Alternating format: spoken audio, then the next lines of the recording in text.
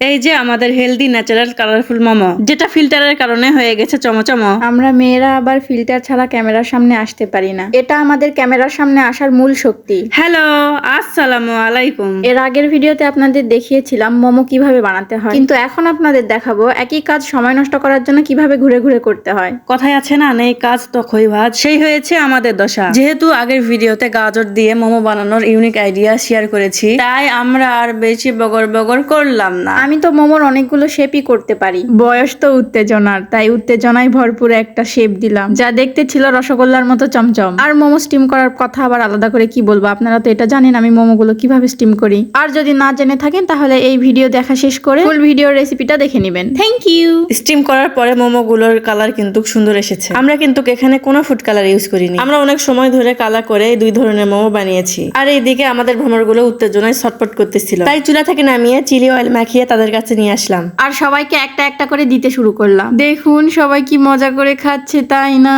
আপনিও এদের মতো মজা করে খেতে পারবেন যদি আপনি আমাদের রেসিপি ফলো করে একবার বাড়িতে বানান। ভিডিওটি ভালো লাগলে লাইক, কমেন্ট আর শেয়ার করবেন প্লিজ। বাপরে, এত জোরে কল লাগে, আমি একেবারে চুটকা উঠিছি। ধুরো বেডি।